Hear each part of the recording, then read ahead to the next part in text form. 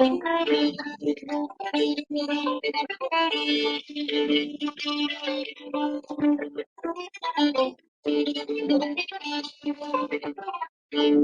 better if you're clapping along, I promise.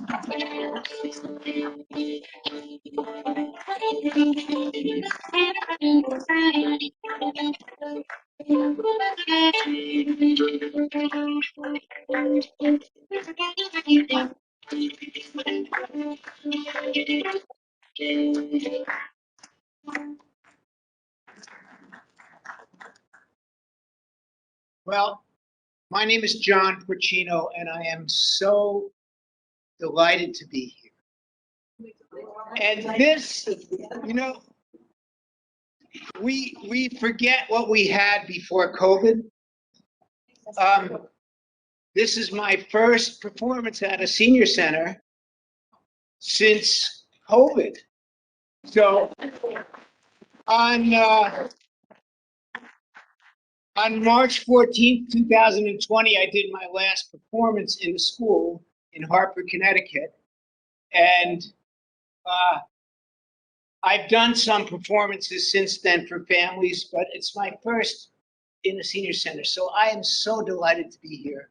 I've had the privilege of probably visiting 100 of the 325, or maybe 150 of the 325 or so centers in the state. So anyway, so before I really begin, and hi to the people at home, if you want to turn your camera on, I'll know you're there, but if you don't, I'll know you're there anyway. There's about 5 people here and about, 25 people here. That's so great. So let me just ask, this is a rhetorical question, are you ready? Who remembers a time before there was Zoom? Okay. Wait. Okay. Who remembers a time before there were these things? At home, anyone? Yeah. Wait. Who remembers a time when you made a phone call like this? You want a little privacy, so you'd pull the cord out.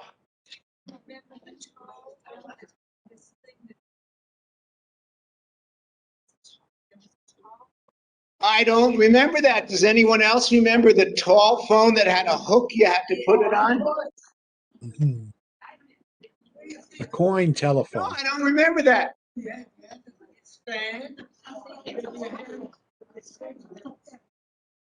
had a stand? Oh, this. Oh. No, I never. That was before my time. Well, you dropped me out there, but I want to go in a different direction. Who remembers the time before there was color TV? I'm still in this game. Okay. Who remembers the time before there was television? About half this room remembers the time before there was television. Now, this is where we probably lose everyone in this room. I'm not 100% sure. Every once in a while, still, I meet somebody for whom this was true. But who remembers a time before there was radio? Before radio. Oh, you're really reaching. I'm really reaching. Anyway, I can tell I'm going to have a great time already. Yeah. Yes.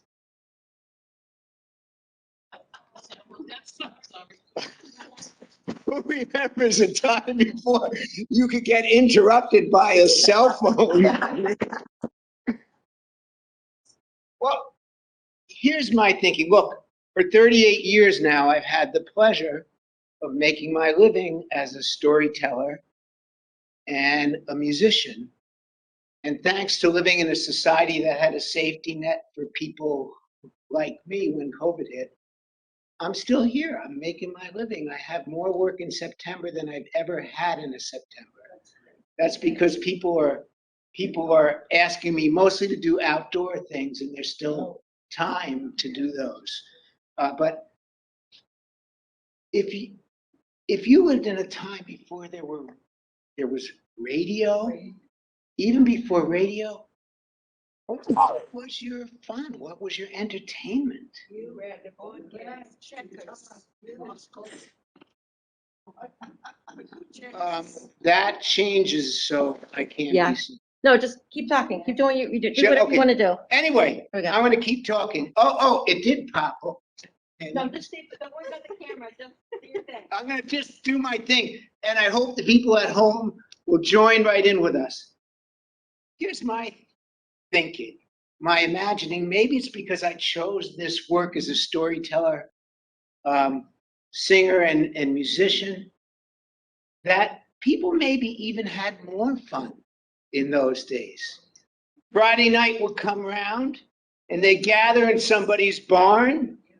They'd play music, they'd dance, they'd sing, they'd tell stories.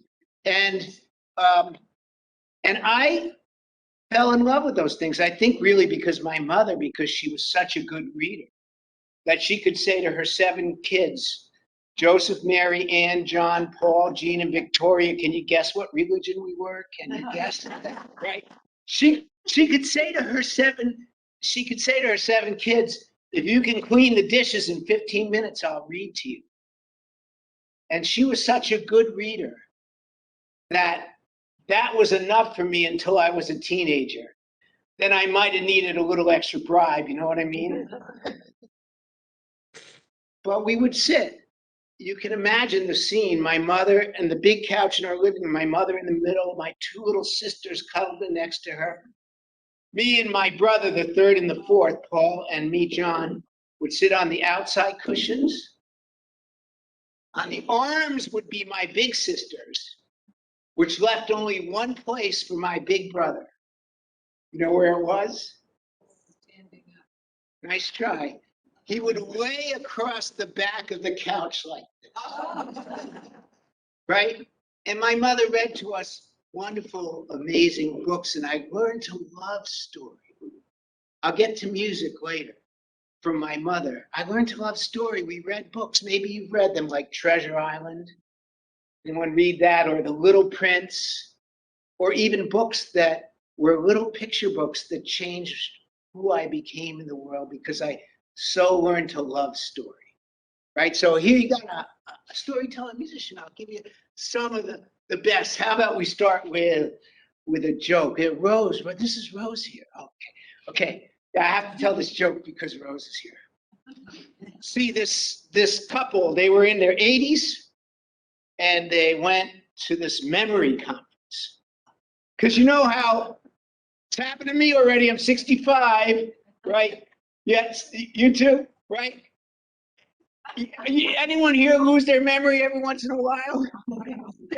Yeah. So they went to this memory conference where they taught them all these techniques for remembering things. And they were so proud, and they came home and they invited their friends over, and the man, let's say his name was James, was talking to his friend Bill, and he said, hey, Bill, we went to this memory conference. They taught us all these great ways to remember things. And Bill says to James, like, tell me one of them. And James is like, let me see. Oh yeah. What do you call that flower? You can yell out if you know. What do you call that flower?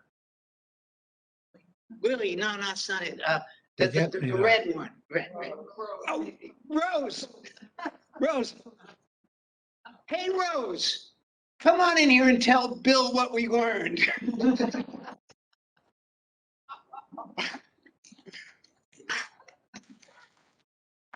We're getting warmed up.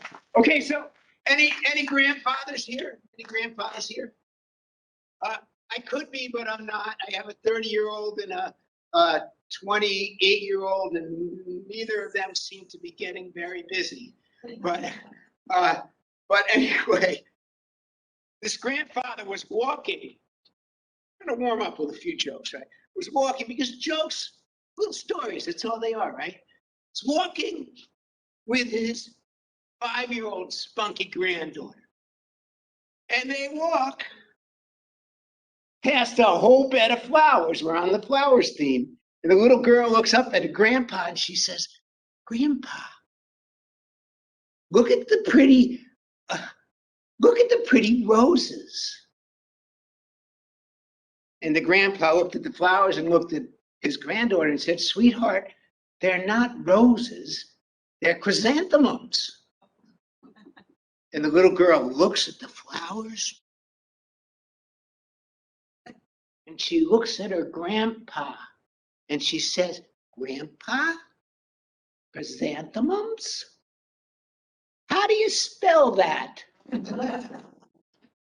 And the grandpa says, "Come to think of it, sweetheart,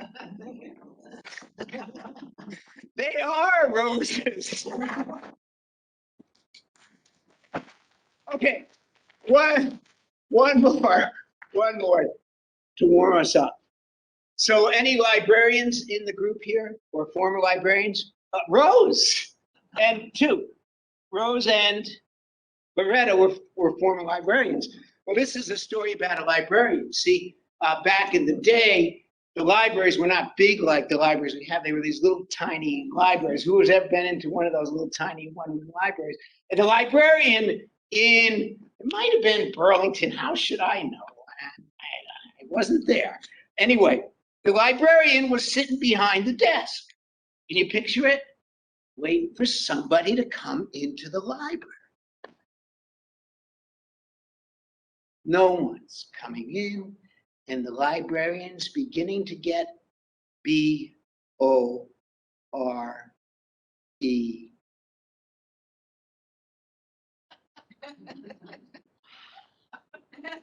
Here's sign language for the word wow. It's the only sign language word I know you can read. Yeah, she's beginning to get BORED, bored. When all of a sudden, the door of the library opens.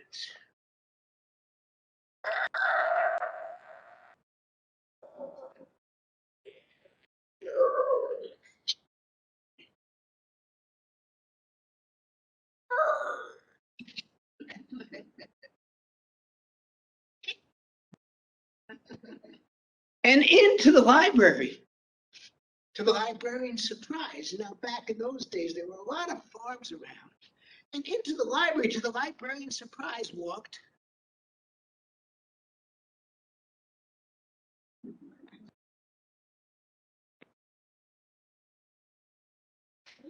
a chicken. Yeah, and the chicken, oh yeah, this looked like a rooster, didn't it? I had to be more like this. Yeah, I love that. The difference between a chicken and a rooster.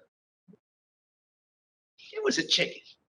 Chicken walked right up to the librarian, looked up to the librarian, and she wasn't bored anymore. She was only shocked. And she was standing up looking down at the chicken, and the chicken said, "Book." Book. Well, the librarian looked at the chicken. She thought to herself, that chicken didn't say what I think that chicken said. Chickens can't talk. But the chicken said, "Book, book, book." And the librarian was like, "Oh my gosh, this chicken wants a book, and this library is a free public library. Anyone's allowed to take out our books." So she made out a library card. Remember how they used to make out library cards? One of those little paper ones in a little slip. Remember those? Yeah. And then she went to the corner of the library and she went to the bottom shelf where they kept a row of books for the littlest little kids who can't read. Just pictures, no words. She took the book out, her favorite one of the kind. She checked it out to the chicken. The chicken put the book under its wing and walked out of the library.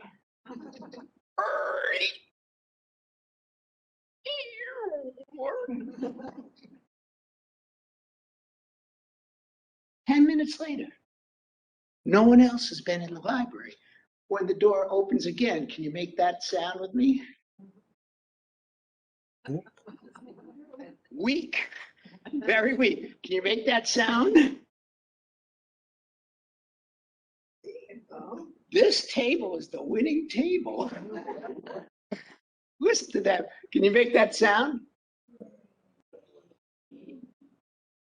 And the chicken walks into the library. Same chicken. Throws the book up on the desk there. Looks up at the librarian and says, book, book, book. And now the librarian's a little embarrassed. She thinks, oh my gosh, this was not a toddler chicken. This was a first grade chicken, and I got a book for a toddler. How embarrassing. I mean, you're a librarian, you know this, right? How embarrassing to get somebody the totally wrong thing when all you're trying to do is get them the right thing. So she goes to the picture book section, and she gets out a book. One of her favorites is that one called Where the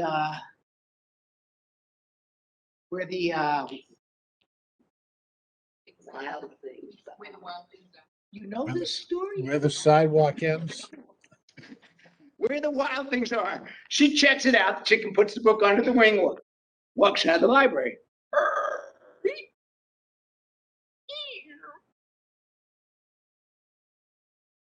15 minutes later, door of the library opens. Okay, this half of the room, let me hear you. Not bad. Okay, this half of the room. She held you all up by herself. You better give her a hand. Chicken walked in. Chicken walked in, threw the book up on the desk, looked at the librarian and said, book. And this time the librarian was truly embarrassed. She thought, oh my gosh, I thought this was a toddler. Now I thought it was a first grader. This must be a teenage chicken.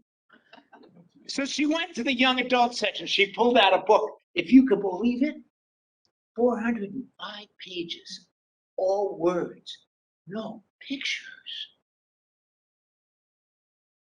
It was that one called,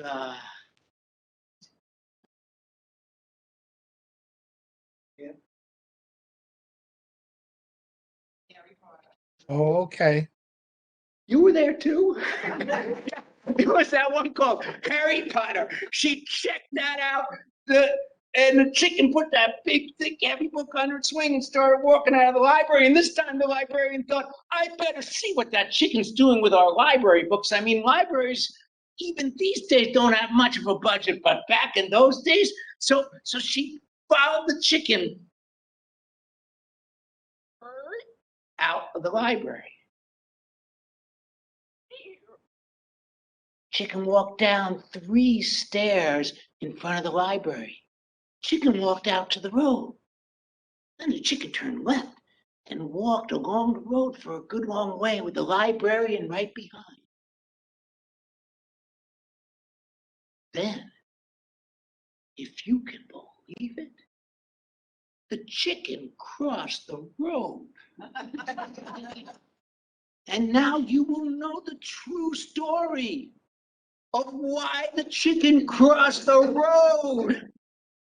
The chicken crossed the road and walked into well, it was sort of a park. And in the middle of the park, there was this pond. And the librarian was behind the chicken, keeping a good, safe distance. So the chicken didn't know she was there. And the chicken walked right up to the edge of the pond. And then the chicken leaned back like it was going to throw that book into the pond. And the librarian was about to say, stop! But she was too late. Because the chicken did throw that book towards the pond, and she was thinking, there goes $35 right into the pond. But to her great relief, that book landed with a big old thwap right on a rock there next to the pond. And when the librarian got closer, she could see that sitting on that rock was a big old bullfrog.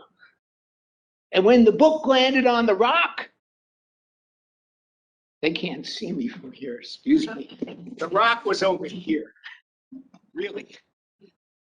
The book landed on the rock, and the bullfrog caught a fly that was going by.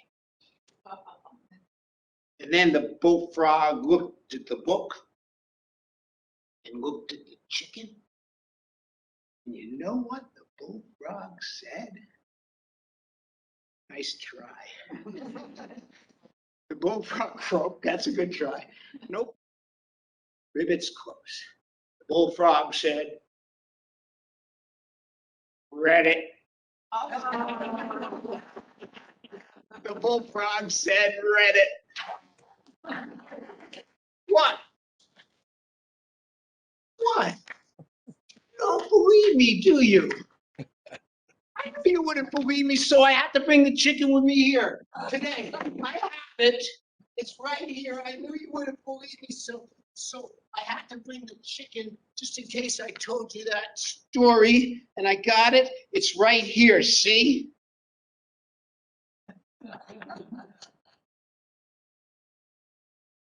Look at her. She's looking at me like this.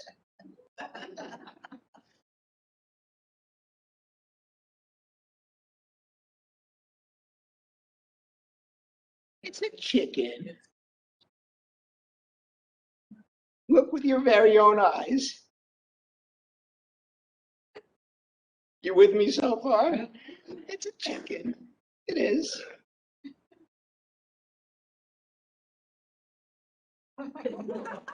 Uh-huh.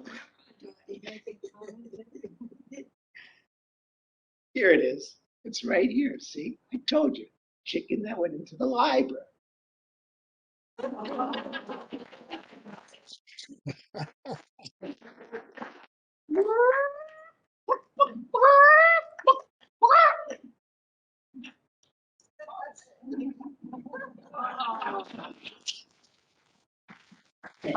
The chicken that laid the golden egg. Give the chicken a hand. I have made my fortune. So anyway, I so enjoy the simple wonder of a simple story. You can tell, right? And I also am a musician. Why am I a musician? Because my dad taught the violin. I was the family cello player. We had a string quartet in our family and more. Every one of his kids would play. When my grandma came to visit, we would all stand in a line from the tallest to the shortest with my dad on the piano, and we would each play something for my grandmother. What a gift. And the violin became such a gift to his life because at the end of his life, when he had Alzheimer's and needed to be cared for, even when he couldn't speak a whole sentence, he could play the violin. So I could visit him. And, well, here, I could visit him and play with him. And towards the very end of his life, about 10 years ago now, what a good man he was. He would play, well, we would play these old jazz tunes like this. Anyone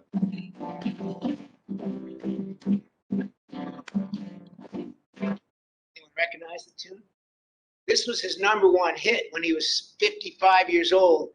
He started studying jazz violin, and he studied classical all his life, and he became quite good. He could play like a sort of like, did you ever hear Stefan Grappelli? Anyone ever hear him? Jazz violinist. He became quite good, and this was his #1 hit. And at the very end of his life, I just love this.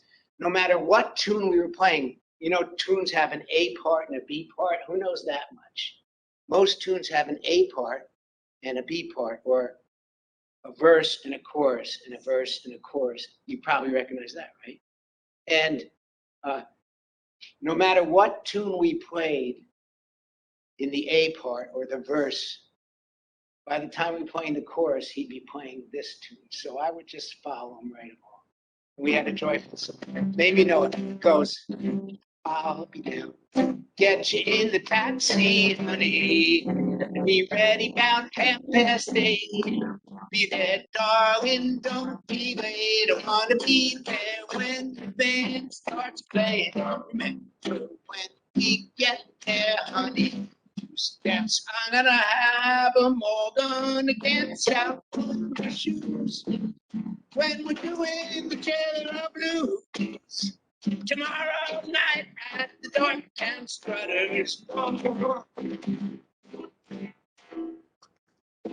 Right? But I got my love of music from that man, and he taught violin in public schools all day long. After school, he taught private lessons so we could raise money to have fun as a family. What a gift. So we went on vacations every year, even though we had one teacher's salary and there were 9 people. And that was the lessons money. But in the morning, he'd get up at 6 o'clock and teach us 7 kids how to play instruments. We all got at least 1 or 2 private lessons every week, right? So I learned to love music, and you know, stories, they come to you from everywhere. Our lives, your lives are full of stories. Little things that happen become stories, right? Here's a story of mine that relates to the music part. You'll see why. I was in Boston at a storytellers conference. Believe it or not, there are such things, right? We were all telling each other stories, right? And we would go out to dinner. We were at Lesley College at the beginning. And then we moved to Simmons College. Anyone go to one of those colleges? And then we moved to MIT. Anyone go to MIT? Through about 20 years of going to those conferences before we moved it outside of Boston. But it was one of those early years at Lesley. We always used to go out for our meals. And we wanted a restaurant. Well, does anyone love to try food they've never tasted before? Is anyone like that? I'm like that, right? We wanted a restaurant that had some food we never tasted before. Maybe there was something like about us. And so about 8 of us, we asked around and found our way to an Ethiopian restaurant in, I want to say, Porter Square. Is that right? Has anyone been to that restaurant? So we walk in, right? True story. And we sit down. The waitress comes out of the kitchen and gives us each a menu. We can't read the names of the dishes, right? They were written in one of the Ethiopian languages. The next day or the next week, I went to the library and got out a book on Ethiopia, because that's how you did it in those days. Now you might go to the computer. I got out a book about Ethiopia, and it said that when Ethiopia became a country, no wonder there are problems there now, and big problems. There were so many different tribes and so many different languages that they couldn't choose what the national language would be. So they adopted every language as the national language. There were 72 different national languages. That's what I read in that book. Can you imagine that? I mean, we speak many here, but we have only one national language. Makes it a lot easier. But anyway, there I am. Luckily, what's in the dishes is written in English. I order some food that sounds delicious to me. Here were the main ingredients: onions, yams, and beef. Who thinks they might have liked that? Yeah, main ingredients. I didn't know what the spicing would be. They didn't tell you what the spicing was. It was Ethiopian food. And by the way, if you really lived in Ethiopia, you would never eat beef. You know what your meat would be? Frog? Could be. The main meat is goat in Ethiopia, right? And they had changed the meals to make it fit an American palate, right? So I order this dish. The waitress goes into the kitchen. 10, 15 minutes later, she comes out and sets in front of me a plate heaped high with the most delicious smelling food, and I am really hungry. But anyone ever eaten Ethiopian food? Because you would recognize this experience if you did. But there was no silverware on the table. No forks, no knives, no spoons, not even any chopsticks. And I'm looking at the food and I'm thinking like this. No way. She doesn't want me to eat this kind of mushy food, kind of like mashed potato consistency, with my hands. I didn't want to eat it with my hands. And I was about to say to her, would you please get me some silver? When she walked off. And I think I was feeling shy because you could tell that this woman had just recently immigrated to our country, right? She hardly spoke any English. I knew that. You have to kind of point to the menu to show her what you wanted. And I think she'll get me some silverware. She goes into the kitchen. 10 seconds later, she's back out. You know what she has instead of silverware?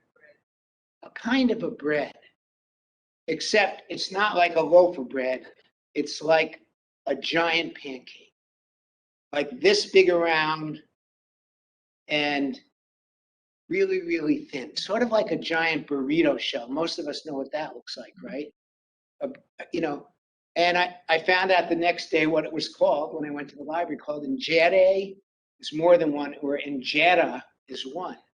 And I guess how people eat food most of the time in Ethiopia is they rip off a piece of this big pancake. They scoop up the food in the pancake. They eat the food in the pancake too. To me, it was totally delicious, just what I was hoping for, an experience of another place in another realm.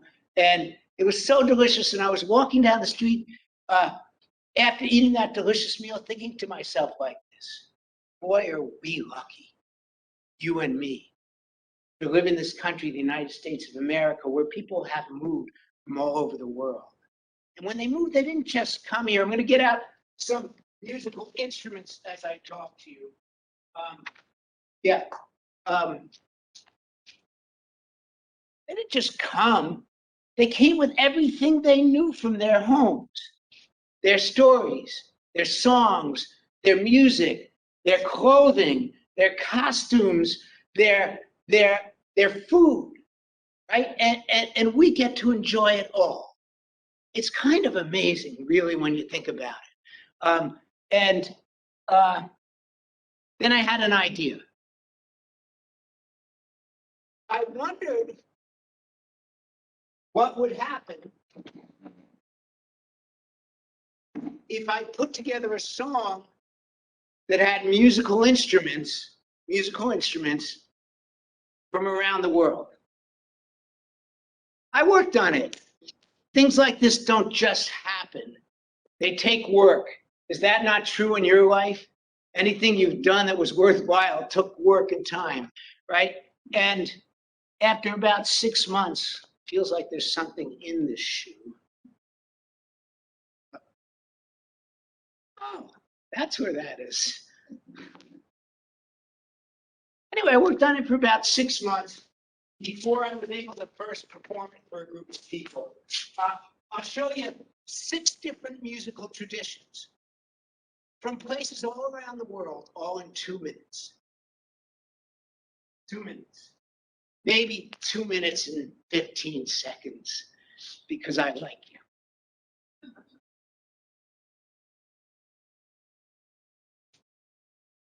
I put it together into a song called Boatman because if you were one of the men or occasionally women who sailed on the oceans back before there were motors, it might take you 3 months to get across an ocean, and you had to make all your fun yourself. So if you had a fiddle player on the boat or a concertina player on the boat, it brought such joy. Right? Boatman, 6 traditions, 2 minutes. Are you ready? Is anything wrong with this picture. Yes, you noticed. Yeah, I was in New York City once. I love how things come to you in your life. And there was a man busking, earning money by playing his violin on the street. He had his violin case open. And I came upon him, and he was playing his violin. You know, my dad was a violin teacher in a way I'd never seen before. He had taken the screw out of the bottom of the bow and wrapped the violin around, the bow around the violin. And that let him play all of these strings at once. 4 strings, right? I waited till he was done, and I tossed some money in his case, and I said, "What was that? I never saw anyone play." My dad's a violin. I never saw anyone play the violin like that. That was cool. And he said he grew up in Yugoslavia, which is no longer Yugoslavia, right? And in his town and village, they would sometimes tune the violin in a different way, wrap the bow around like this, and they could play all those strings. So here's what it sounds like. Boatman's a song. I'll show you 6 different musical traditions. 2 minutes. Here you go.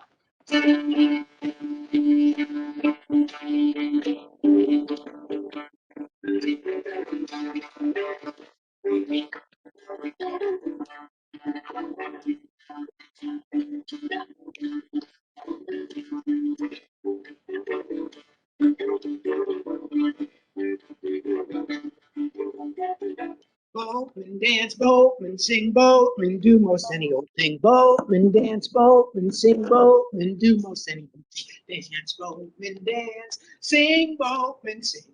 Dance, boatman dance, boatman do most any old thing. Boatman do most any old thing. Boatman dance, boatman sing, boatman do most any old thing. Boatman dance, boatman sing, boatman do most any old thing. Sing, boatman sing.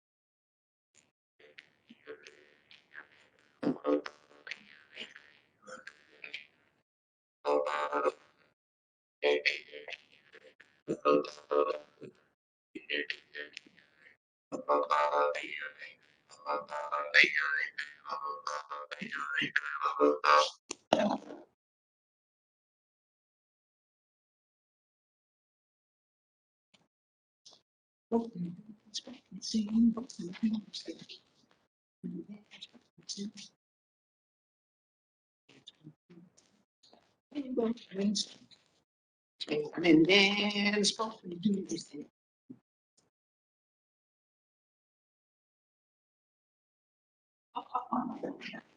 Wait, here you go.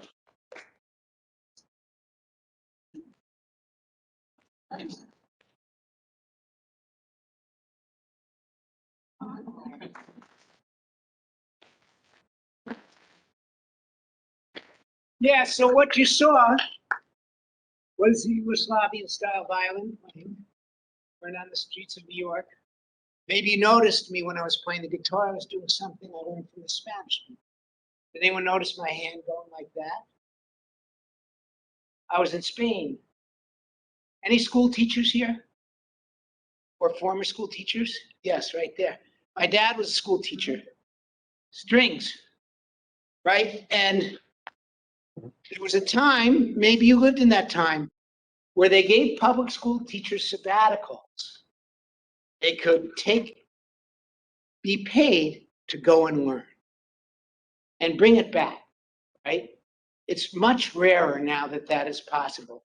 It could be during school or in the summers. If you did it in the summers, you got a 2 summer sabbatical, so you got a paid vacation. In the first summer, we went to Spain. And while we were in Spain, there was a man on stage playing the guitar and a lady dancing. playing Spanish music. You know what it was called? Flamenco, right? And I loved the music. It was so passionate.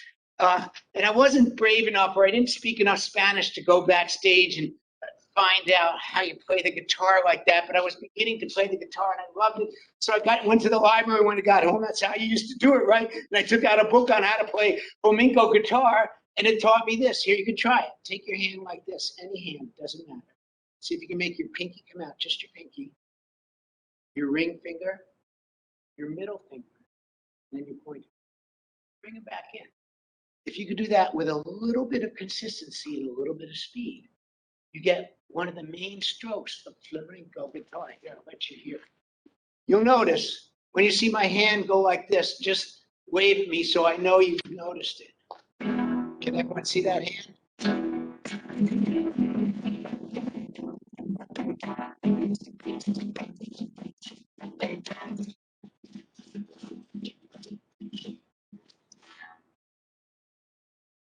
That beautiful music. Anyway, that was, so I played some flamenco style guitar. I did this. Somebody must know what this is called. Not tap. Brought to America from England, factories of England, developed in the Appalachian Mountains. Somebody said it, cloud dancing. Yeah, taps, you would have metal taps on your shoes. These you just use leather bottom shoes for, right? So there was that. What else did I do? Oh, this, anyone know this instrument? The Jew's harp or the joy harp. Amazing little instrument, because this one literally I have in my case. I'm not going to take them out now. 4 different or 5 different Jew's harps. One from Austria, this one from Italy. That doesn't seem so strange, but there's one from Thailand and one from Japan, and I've seen one from Brazil. How that's possible? Even in those days, things were moving around the world, things that people thought were cool.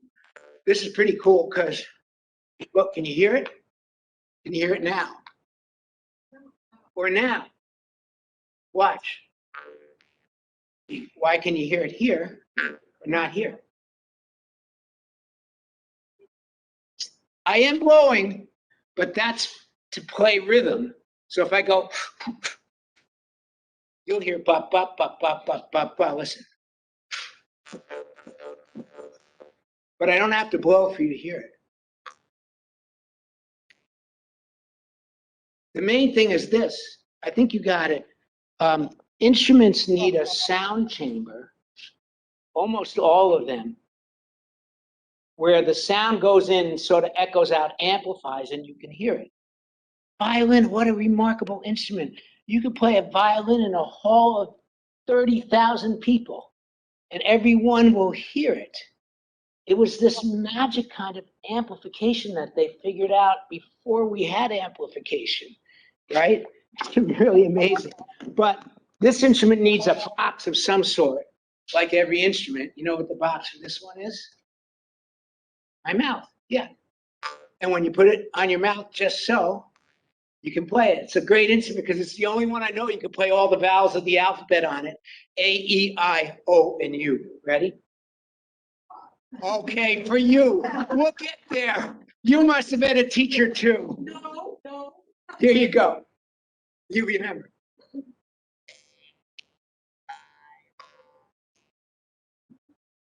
Or A-E-I-O-U and sometimes a Y for you, okay.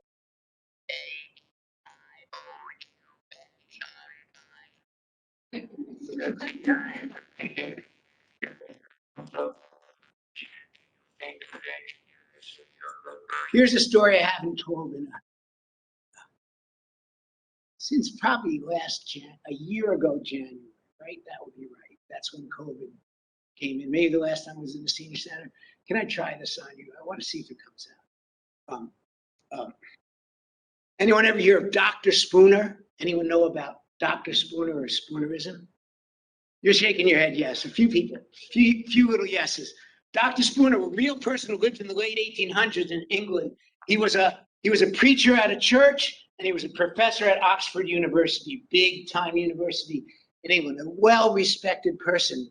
He hates, I've read, just last year I read, he hated that what he became known for was spoonerism.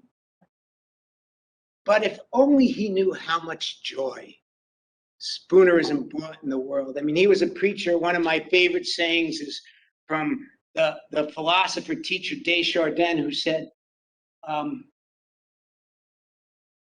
joy is really the most infallible sign of the presence of God. Right? He might have liked that. And if Dr. Spooner knew how much joy his life ended up bringing the world through spoonerism, he might like it. See, he had a little speech impediment. He would say 2 words, but he would usually he would twist the first 2 letters of 2 words. So instead of saying happy birthday, he would say bappy birthday. There are real, you can go look at books of literary terms, you'll find the word spoonerism, and it'll give you some of the examples of his most famous mistakes. Like he was meaning to tell a friend bicycles were the in thing. There were no cars in the late 1800s, right? Bicycles were so cool, and he was meaning to tell a friend, I love to ride a well-oiled bicycle. And what came out of his mouth was, I love to ride a well-boiled icicle. He was visiting the Queen of England. He was a respected man. She was a friend, and he knelt down in front of her like you would if you were visiting the Queen, and he meant to say, oh, my dear Queen, it's so good to see you. And apparently what came out of his mouth is, oh, my queer Dean, it's so good to see you. Anyway, his life gave birth to this term spoonerism. And since that time, people have been having fun with spoonerism. There's a lot of them apparently that are attributed to him that he didn't even say. I'm pretty sure he said those too, but I'm not 100% sure. There's scholarly argument about it, if you can believe it. So I'd like to tell you a story called, a spoonerized story called Rindasella and the Pransom Hints. Are you with me? See how long you follow this.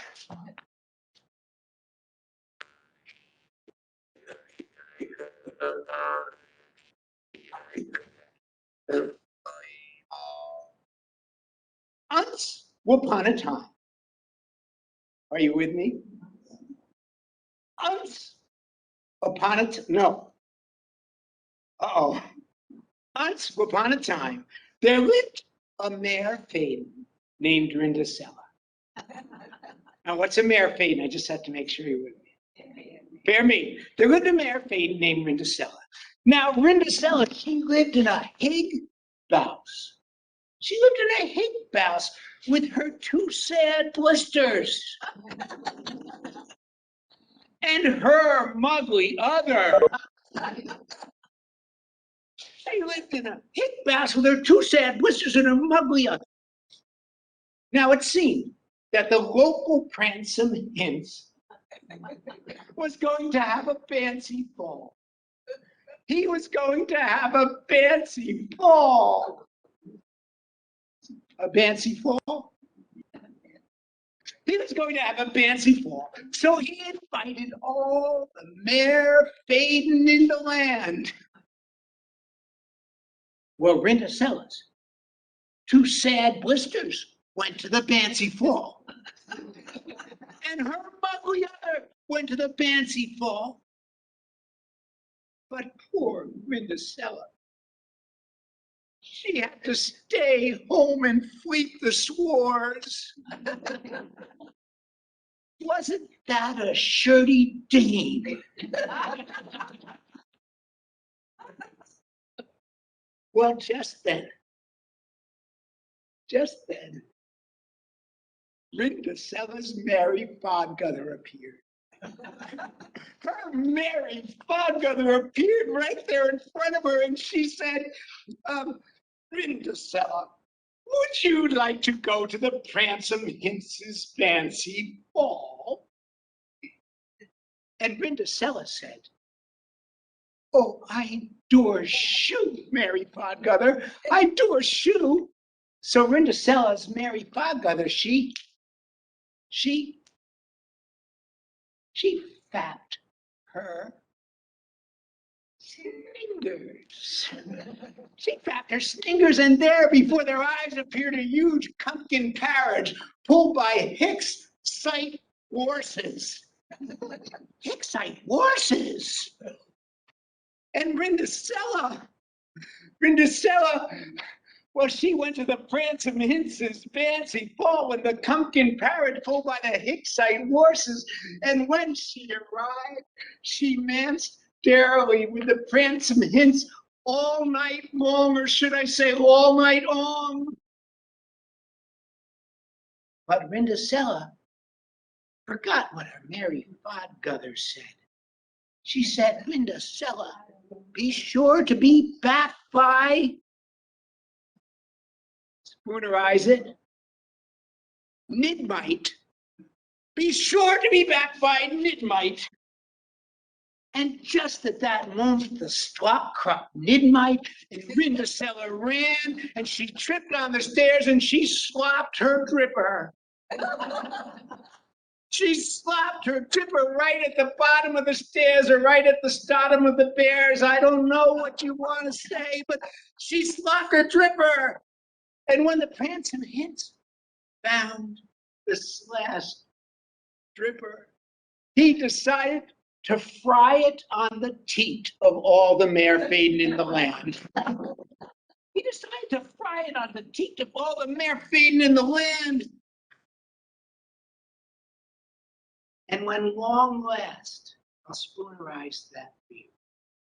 When long last, he came to Rindicella's house, he fried the slashed gripper on the foot of Rindicella's first sad blister. And do you know what? This is audience test time. It didn't it. Well, then he fried it on the tooth of Rindicella's second sad blister. And do you know what? It didn't it. Well, then he fried it on the tooth of Rindicella's muggly other, and it didn't it. Well, finally, at long last, I'll spoonerize that for you. At long last, he fried it on the toot of Rindicella. And it did. It did. Well, Rindicella and the Pransome Hince, they fell in love. They fell in love.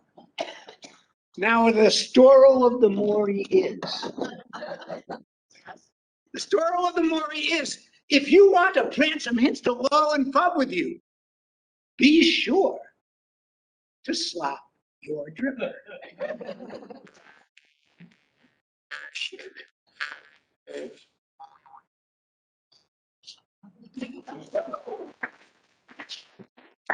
Anyway, it's getting time for us to wrap up. We're going to have an hour show. And can I show you a couple of these instruments that I bought just for, they're kind of amazing. Like here. 9 people in a Catholic family. They all grew up. Most of us got married. Many of us had children. And before you knew it, there were like 25 people or 30 people in the family, right? Something like that anyway. I never really counted, right? And that made it a little harder. We celebrated Christmas. Families celebrate many holidays all around the world. We celebrated Christmas. It made it hard at Christmas. Getting a gift for 25 people, you know, you went to the dollar store and you got 25 nothings, right? That didn't mean anything to anyone. And finally we decided this was wrong. And besides, we opened presents one at a time, and 25 people is like 8 hours of opening presents. That was our family tradition. Finally, we got tired of it and we said, this isn't working. It doesn't really show the love we mean the gift giving to show, right? And so we changed. And we, on a rotating basis, every year get one name of somebody to get a good gift. We're not talking about $1,000 gift. We have a basic price range, you know, $50 to $150, but it could be something you made too, and it didn't cost you anything. Right?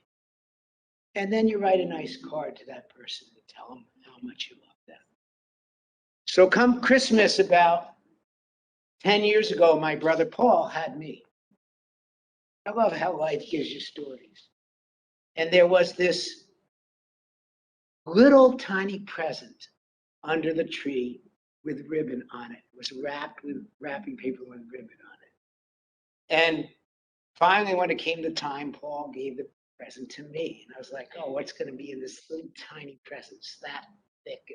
And I opened it, and there was a folded piece of paper inside. And on it was, I'm traveling to the country of Bolivia in February. I know you collect musical instruments. Here's some pictures of musical instruments.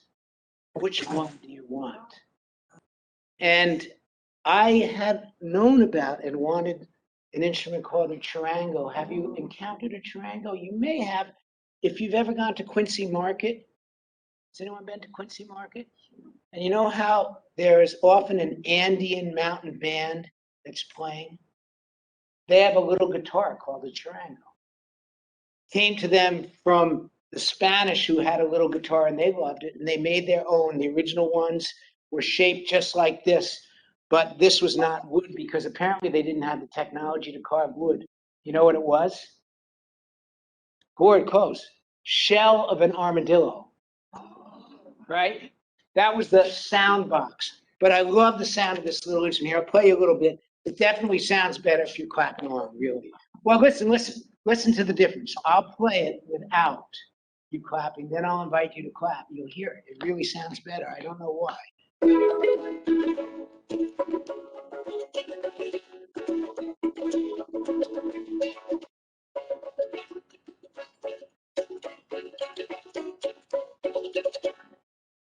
Sounds better. Now watch, you clap along, it sounds better.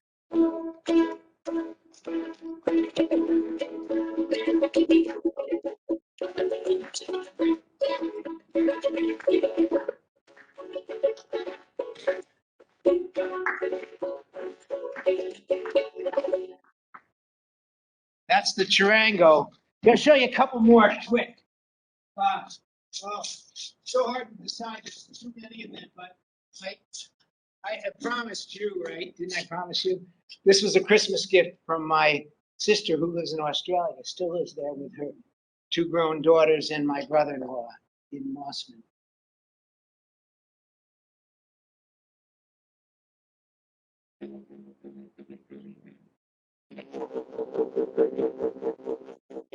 Did anyone ever see the Crocodile Dundee films? Yes. Paul Hogan plays the original version of these that were made by the Aborigine people out of kangaroo gut with a heavy piece of wood on the end, on top of a mountain in the second film, called The Bull Roar. And I think, yeah, oh, it's so hard to decide what to do. When you have such a great audience, you just can't decide, you know. It almost doesn't matter, but here, I'll show you this. I think I'll need this for a second, because you'll see why. So Father's Day, my son's 30 now. Anyone have children that are older than 30? It's hard to believe, right? Hard to believe these things that used to be like this big, you could hold them in one hand. Yeah, my son lives in Los Angeles. He's an interior designer, and he makes most of his living by staging houses and making them beautiful and then selling. But anyway, he gave me this for Father's Day when he was 16. So how many years ago was that? Yeah. How many people have ever seen a musical wooden frog before? Musical wooden frog. Here, listen. I think we'll end with this. Usually I end with a song. We could end with a song, but I think I want to tell you the story, and we'll make some music together. Isn't that amazing? Just a simple, from Southeast Asia, these instruments. Here, let me put this on because I have to walk out there. I'm fully vaccinated. How many instruments do I have? About 200 plus, but not with me. I have about 100 here. Maybe not 100. Maybe 60 or something like that. Here, would you play this one? Hold it in one hand. Practicing.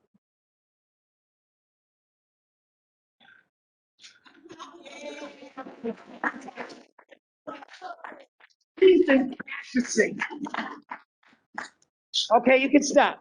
So what happens? Life happens.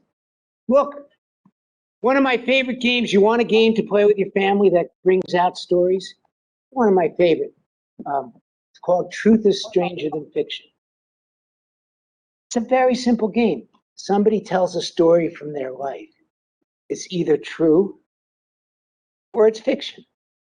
They've made up a chunk of it anyway. When the story's over, you go like this if you think it's true. You go like this if you think it was fiction. Here's a story. You can guess at the end, okay? Few months pass, it's the holiday season. I get a present in the mail. This is back in the days when we were getting each other little things before I got this. From my brother, same brother. And he's not coming home for the holidays. He lives in Ohio. And he gave me this.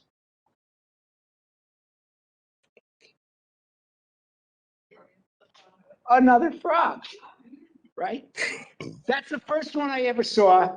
This is the second one I've ever saw. And look at this. Look at this. Listen to this. Let's go ahead, play yours. Keep playing, and I'll join you.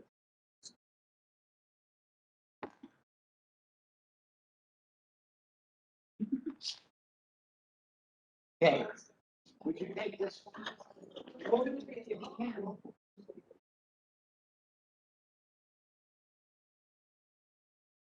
Go ahead. Go ahead. Okay, you could stop. When I heard the two together, this is what happened. I got so excited. I was like, whoa. I had just stuck that one on my shelf because I already had this one, and I liked the sound just a little better of that one. But when I heard them together, I was like, I need more frogs. So you know where I went? Maybe you've been there, the frog store. Yeah, I went to the frog store. No. When's the last time you went to the frog store? I went to a place you've probably been, though. Yeah, I had a petrifying wand, and I just touched the frogs, and they turned into wood. No. I went to a place called eBay. And you want to see what I found? I found this one. Listen to this one.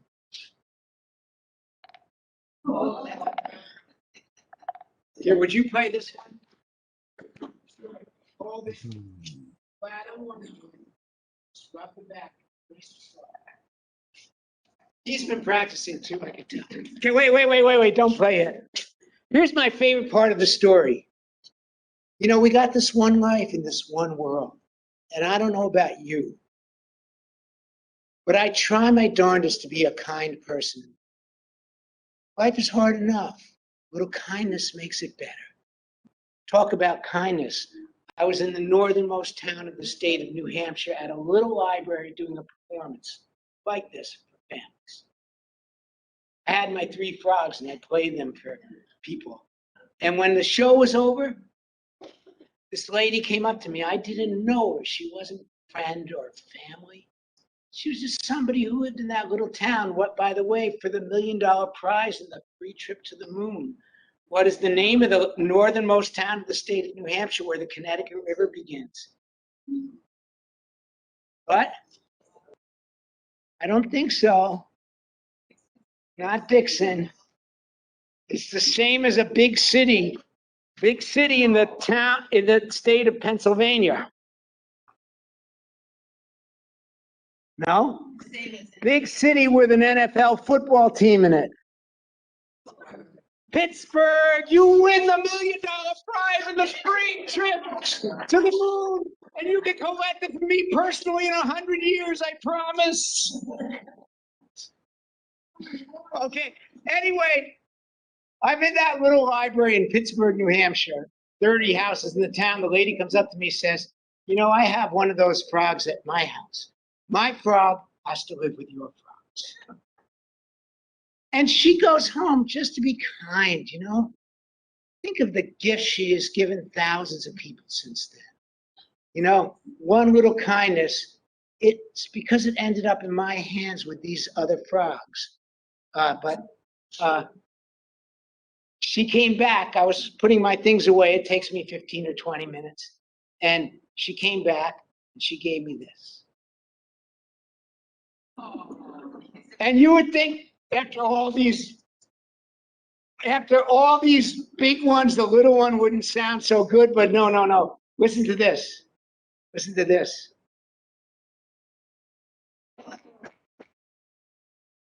Well, maybe we get Marge to play this. By the way, if you're having fun today, and I am, I hope you are too, you can thank the Cultural Council in Burlington. The Burlington Cultural Council, is anyone on it here? You have. It's a volunteer organization. They have to rotate people out every 6 years, so they always need new people. If you're interested, reach out to them. That looks at grants, gets a certain amount of money from the Massachusetts Cultural Council, and it makes it possible for people like me, not just me, all kinds of artists and humanists to come to towns and places like this and do shows, because budgets don't allow people like me to make a living and come to a place like this with the budgets. You know that part, and Marshall takes just 2 years. And nice and fast. Okay. Keep from him. Okay, so you ready? Give her a hand. She's not bad. Not bad for a director of a senior center, right? Okay, so this is what we're gonna do. We're gonna make our frogs happy. So I don't usually do this, but I feel like I can do it. I need your help. Because you know what frogs love more than anything in the world, second to mosquitoes? Coffee. No, not coffee. They love the rain. It fills their rain. So this is what we're gonna do. We're gonna make a rainstorm in this room. You gotta have your feet flat on the floor. We're gonna make a rainstorm, and then when we're done, the frogs will sing for us, and maybe there'll be a few others. I should probably just start with this, my littlest instrument of all. Because before a rainstorm, you'll be outside and you'll hear something like this.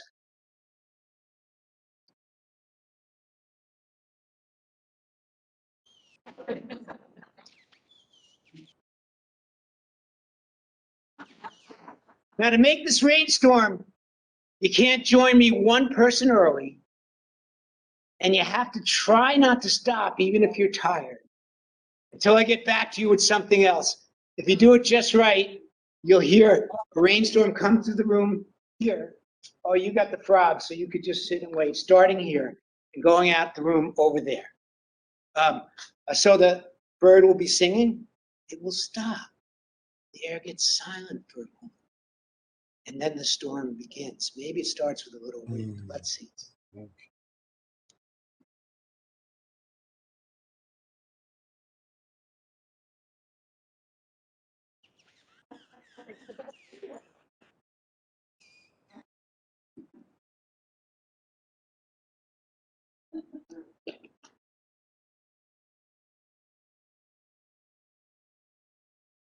Frogs have to wait for the rainstorm. If you have a frog, you can just enjoy and listen. Don't play. Don't play it. Got to hear the rainstorm for the frogs to play. You can do this 2 ways, like this or like this with 2 fingers.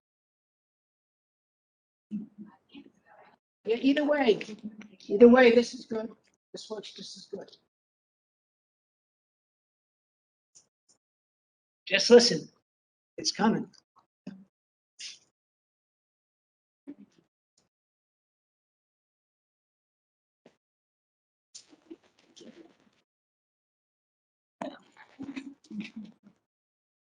Okay, with your feet.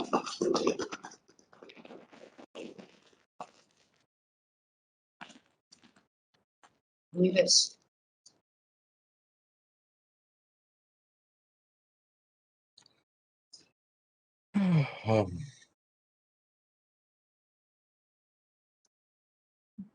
Point you cloud players begin to play at your own speed.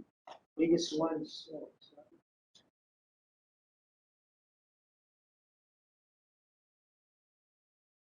Stop. Keep going.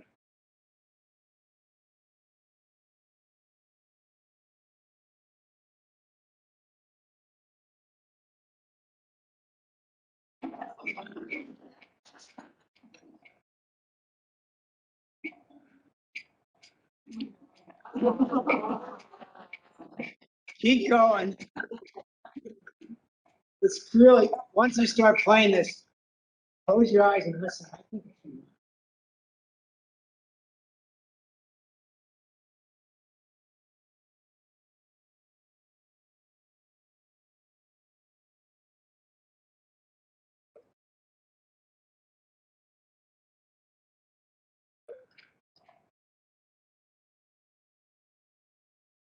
Okay, you can stop. Give the musicians a biggie.